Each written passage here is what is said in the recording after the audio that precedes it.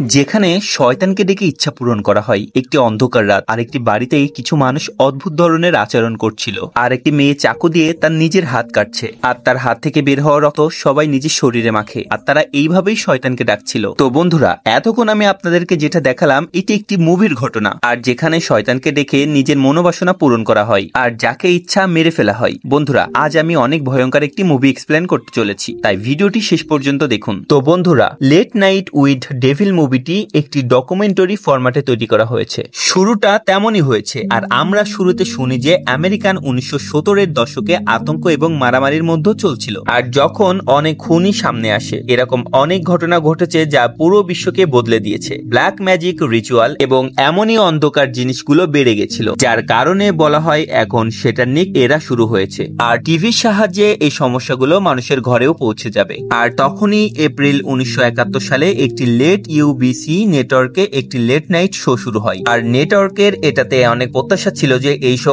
অনেক বেশি হিট হবে। আর এটার দায়িত্ব শিকাগো জনপ্রিয় রেডিও অ্যানাউন্সার এবং ইউবিসি নেটওয়ার্কের late night share host Jack ডেলিরয়ের। আচ্ছা, তো এখন আমরা এই শো নিয়ে কিছু কথা বলি। তো নাইট হাউস উইথ জ্যাক ডেলিরয়ের একটি বিনোদনমূলক মিশ্রণ ছিল, মূলত একটি টক শো যেখানে বিনোদনের আলাদা আলাদা মিশ্রণ রয়েছে, যেমন ইন্টারভিউজ, নিউজ, স্ক্রেচ কমেডি, আর এই জাতীয় শো এর ভিতরে লাইভ দর্শকরাও থাকেন। এখন তিনি সপ্তাহে 5 দিন আসে। অনেক সুন্দর চলছিল এবং লোকেরা এটা দেখতে তাদের ভালো লাগতো, কারণ এই শোতে অনেক ঠান্ডা তামাশা এবং বিনোদন চলতে থাকে। এখন 1971 সালে জ্যাক ডেলিরয় ইউবিসি নেটওয়ার্কের মালিক ওয়ালকার ব্রোহেডের সাথে 5 বছরের ডিলও সাইন করেছেন। আর এখন জ্যাকের শো এর রেটিংও বাড়ছে, আর সে অনেক অ্যাওয়ার্ড পায়, অনেক ভালো অডিয়েন্সের শাওয়ার পেতে থাকে, আর এটি অনেক জনপ্রিয় থেকে আরো বেশি জনপ্রিয় হয়ে ওঠে। আর তার স্ত্রী ছিল ম্যাডেলিয়েন, আর সে নিজেও একজন জনপ্রিয় স্ট্রেট অ্যাক্টর ছিল।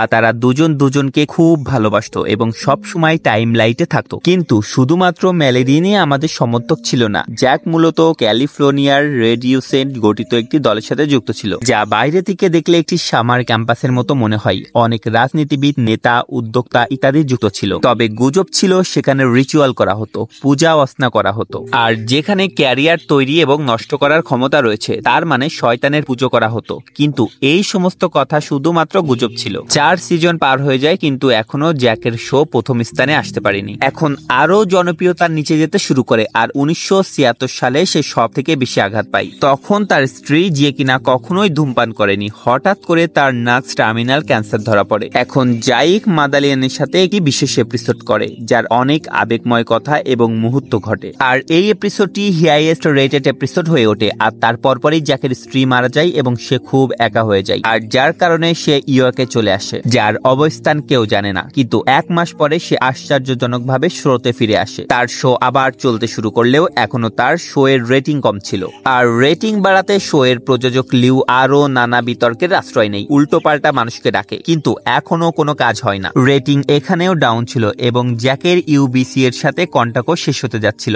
যেমনটা আমি বলেছিলাম যে তার একটি 5 বছরের পুরনো কন্ট্যাক্ট ছিল এবং সে ডিপ্রেশনে পড়ে যায়। আর এই ডিপ্রেশনের কারণে সে হেডলাইনের জন্য বিশেষ এপিসোড পরিকল্পনা করে, আর সে পুরো দেশকে কাঁপিয়ে তোলে। আর এই শো এর নাম Late Night with the Devil, আর এটাই মুভির নাম। তারপর শো শুরু হয়, আর আজ কিছু আলাদা ধরনের গিফটে ইনভাইট করা হয়। আর সবার প্রথমে এই শোতে আসে একজন মিডিয়াম, তার নাম ক্রিটো। এখন ক্রিটো এখানে নিজের সম্পর্কে বলেন যে তিনি মৃত মানুষের আত্মা অনুভব করতে পারেন, তাদের কথা শুনতে পারে, তাদের সাথে কথা বলতে পারে, কিন্তু তার এই কথা এখানে কেউ বিশ্বাস করে না। তারপর যখন সে এই শোতে বসে থাকা এক মহিলাকে তার ছেলের সম্পর্কে বলে যে তার মৃত্যু অনেক খারাপ ভাবে হয়েছিল, আর ছোটবেলায় তার কাছে একটি ট্রেডিও ছিল যেটাকে সে অনেক ভালোবাসতো। আর তখন তার মা কাঁদতে শুরু করে, আর ক্রিস্টোকে বলে, হ্যাঁ তুমি সত্যি বলছো, ঠিক এমনটাই হয়েছে যেমনটা তুমি বলছো। আর তারপর ক্রিটোর কানে আরেকটি আত্মার আওয়াজ আসতে থাকে, আর তার আওয়াজ এতটাই ভয়ানক ছিল যে ক্রিটো সহ্য করতে পারে না, তাই নিজের কানের উপর হাত দিয়ে রাখে, আর তার শরীরও খারাপ হতে থাকে, আর সে যিশুর নাম নিতে থাকে। আর এই আত্মার সম্পর্কে সেখানে বসে থাকা কেউ জানে না। আর তখনই স্কিটোর শরীরে একটু ভালো হতে থাকে, আর সে জ্যাকে বলে যে সে চলে গেছে, এখন আমি তার কোনো আওয়াজ শুনতে পাচ্ছি না। তারপর স্কিটোকে নিয়ে এসে একটি চেয়ারে বসানো হয়, তাকে অনেক সেবা করানো হয়। স্কিটো এখনো আতঙ্ক অবস্থায় ছিল, আর তার নাক থেকে রক্ত বের হচ্ছিল। ব্রেকের পর আবারও শুরু করা হয়, আর একজন জাদুকরকে ডাকা হয় যার নাম ছিল মাইকেল। আর জ্যাক জাদুকরের সম্পর্কে কথা বলছিল, কারের কার্যক্রম সম্পর্কে। আর তার পাশে বসা ছিল স্ক্রিটো, স্ক্রিটো, সে এখনো আতঙ্কে ছিল। স্ক্রিটো রেগে গিয়ে কারের মুখে পানি ছুড়ে মারে আর এই শো ছেড়ে চলে যেতে থাকে। তখন জ্যাক ওঠে তাকে থামায় আর তাকে নিজে জায়গায় ফিরে আসতে বলে, কিন্তু স্ক্রিটোর মস্তিষ্ক এখনো সেই রুমের ভিতরে আটকা ছিল। তারপর সে আবারও জ্যাকে সেই আত্মার সম্পর্কে বলে আর তখন জ্যাক বলে, তুমি যেই মেডলিন নামের মেয়ের কথা বলছো সে আমার স্ত্রী ছিল আর সেই রিং সম্পর্কে তোমাকে জিজ্ঞাসা করছিল আর যেটা এখন আমার হাতে। আর কিছুক্ষণের মধ্যে স্ক্রিটো মাটিতে পড়ে যায় আর তার মুখ থেকে কালো রঙের রক্ত ছিটকে বেরিয়ে আসে আর কারের উপর গিয়ে পড়ে। আর তখনই ব্রেক নেওয়া হয় আর কিছু মানুষ এসে স্ক্রিটোকে সেখান থেকে নিয়ে যায়। এখন কার জ্যাকের পিছনে পড়ে যায় আর তার সাথে তার স্ত্রী সম্পর্কে কথা বলে। আর তারপরে জ্যাক ব্যাক স্ট্রেটে আসে, এসে ম্যানেজারের সাথে কথা বলে আর ম্যানেজার তাকে বোঝায় এবং আবারও শোতে পাঠায়। এখন শোতে শুধুমাত্র কার এবং জ্যাক রয়েছে, তারা দুজনে একে অপরের সাথে অনেক মজাও করে। আর তখন হঠাৎ করে জ্যাকের কিছু মনে পড়ে আর সে সামনে বসে থাকা অডিয়েন্সদের বলে, 1 মাস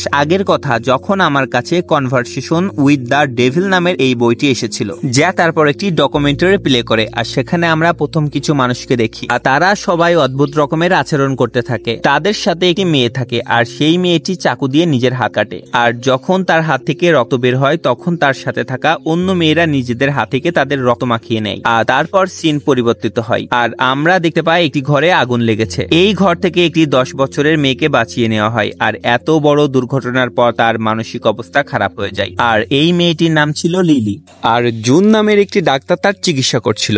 জ্যাক এখন এই দুইজনকে তার শোতে ডাকে। ডাক্তার লিলিকে অনেকটা সুস্থ করে ফেলেছে আর যখন সে জ্যাকের শোতে আসে তখন সে তার স্ত্রীর সম্পর্কে আফসোস করে, আমি জানি তোমার স্ত্রী ক্যান্সারের কারণে মারা গেছে আর এই জন্য আমি তোমার কষ্টটা বুঝতে পারছি যে আপনজন হারানোর বেদনাটা কতটুকু। আর তারপরে শোতে ব্রেক হয় আর জুন তাকে বলে যে তুমি আমাদের বইয়ের বাহিরে অন্য কিছু জিজ্ঞাসা করবে না। আর লিলি নিজের ব্যক্তিগত জীবন সম্পর্কে কথা বলছে, এটা একদমই ঠিক নয় আর ভয় হচ্ছে লিলির শরীরে আবার যেন খারাপ না হয়। আর এরই মধ্যে শোয়ের ম্যানেজার চলে আসে আর জ্যাককে বলে যে ক্রিস্টো চিকিৎসাকালীন মারা যায়। সে অনেক চিন্তায় পড়ে যায় আর সে ম্যানেজারকে বলে যে এটা সম্পর্কে এখনো যেন কেউ কিছু জানতে না পারে আর বিশেষ করে জ্যাক যেন এটা জানতে না পারে কারণ সে আগে থেকে একটু পাগলাটে। এখন ব্রেকের সময় শেষ হয় আর শো আবার শুরু হয়। জ্যাক এখন জুনের সাথে তার প্রমোশন সম্পর্কে কথা বলে। সে প্রফেশনে একজন সাইকোলজিস্ট আর তাই সে লিলির চিকিৎসা করছিল, কেননা লিলিরও মানসিক সমস্যা ছিল আর জুন নিজের সাথে সেই সব জিনিস নিয়ে এসেছিল যেগুলোর মাধ্যমে লিলি তার হাত কাটে। জ্যাক লিলির সাথে কথা বলে তখন স্টুডিওতে সমস্যা শুরু হয় আর নিজে থেকেই নড়াচড়া করে ভেঙে যায়। তখন কাজ দ্রুত গিয়ে বিদ্যুতের তার খুলে দেয় আর তখন সবকিছু মোটামুটি ঠিক হয়ে যায়। আর তখন লিলি বলে যে এই সবকিছু মিস্টার রিগল করেছে আর সে এখানেই রয়েছে। আর জ্যাক লিলিকে বলে যে আমরা তাকে আমাদের শোতে ইনভাইট করতে পারি। তখন জুন তাকে এই বিষয়ে পারমিশন দেয় না আর তখন সকল অডিয়েন্স জুনকে রিকোয়েস্ট করে যে রিগলকে ডাকো, আমরা তাকে দেখতে চাই। আর জুনকে বাধ্য হয়ে তাদের কথা মানতে হয়। আর তখন জ্যাক তার শোতে বলে যে প্রথমবার আমরা একটি লাইভ শোতে ডেভিলের সাথে কথা বলতে চলেছি। আর তারপর ব্রেক চলে আসে আর ব্রেকে জুনকে অনেকটা আপসেট দেখা যায় আর জ্যাকের সাথে ঝগড়া করে এবং তাকে অনেক মিনতি করে। আর তখন সিক্রেট টিমেও তাকে বোঝায় যে সে যেন এমনটা না করে, কিন্তু জ্যাক কোনো কথা শুনতে রাজি হয় না। আর ব্রেকের পর শো আবার শুরু হয় আর জুন লিলির সাথে কথা বলতে শুরু করে। লিলিকে চেয়ারের সাথে বেঁধে দেওয়া হয় আর তার ভিতরে শয়তান ভর করে আর তার চেহারাও বদলাতে শুরু করে।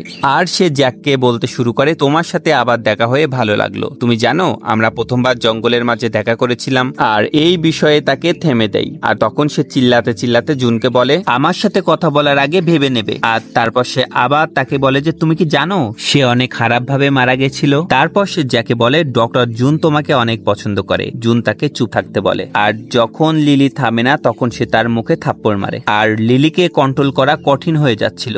লিলি তার চেয়ার সহ হাওয়াতে উপরের দিকে যেতে শুরু করে আর তারপর নিচ থেকে নিচে নামে। আর তারপর জ্যাক নিজের অডিয়েন্সকে বলে যে তোমাদের মধ্যে কি এমন কখনো কেউ দেখেছো এর আগে। আর তখন কাঁধ দাঁড়িয়ে যায় আর মানুষকে বলে এই সবকিছু তোমাদের ধোকা দেওয়ার একটা পদ্ধতি। আর জ্যাক তাকে চুপ থাকতে বলেন আর তারপর জুন লিলির হাত খুলে দেয় আর তখনই ব্রেকের সময় চলে আসে। আর তারপর জুনের হাতে আঘাত লাগে আর জ্যাক তার কাছে চলে যায়। জুন তাকে বলে যে জঙ্গলের বিষয়টি আসলে কি, কিন্তু সে তার কথার কোনো জবাব দেয় না আর সে এমন ভাবে তার শোটি চালায় যেন তার কিছুই হয়নি। তারপর জ্যাক লিলির হাত খোলার চেষ্টা করে আর জ্যাক ম্যানেজারের কাছে এসে বলে এখন থামো, অনেক হয়েছে, তুমি এই সব কিছু টাকার জন্য করতেছো আর এই সব কিছু করা কিন্তু তোমার জন্য ক্ষতির কারণ হতে পারে। কিন্তু ম্যানেজার তো আর তার কথা মানে না আর সে সেখান থেকে চলে যায়। আর জ্যাক তখন লিলির হাত খুলে দেয় আর তখনই তার ম্যানেজার সেখানে চলে আসে আর বলে আজকের রাত শেষ হওয়ার আগেই আমরা সফল সফলতার চরম শিখায় পৌঁছে যাব। আর এই শোটা চালু রাখা আমাদের জন্য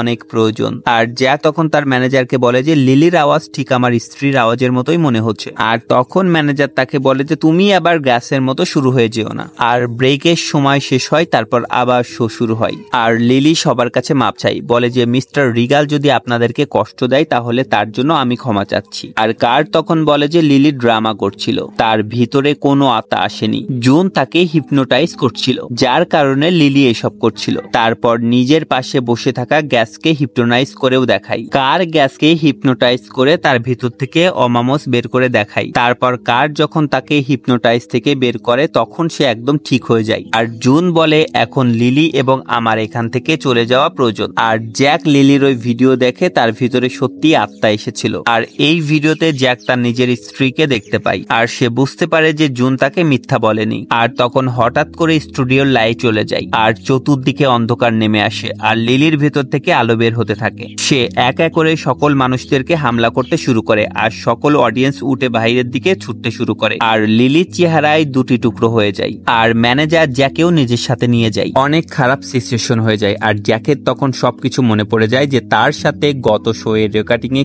কি হয়েছিল। আর শেষে সে তার স্ত্রীকে দেখতে পায়। সে তার রোগের কারণে অনেক কষ্ট পাচ্ছিল। আর সে জ্যাককে বলে প্লিজ আমাকে মেরে ফেলো। জ্যাক তার পেটে চাকু ঢুকিয়ে দেয়। আর সে তখন দেখে যে সে তার স্ত্রী নয়, বরং লিলির পেটে চাকু ঢুকিয়ে দিয়েছিল। আর লিলি মারা যায়। আর জ্যাক কিছুই বুঝতে পারে না, সে চিন্তিত হয়ে দাঁড়িয়ে থাকে। আর এখানেই এই মুভিটি শেষ হয়ে যায়।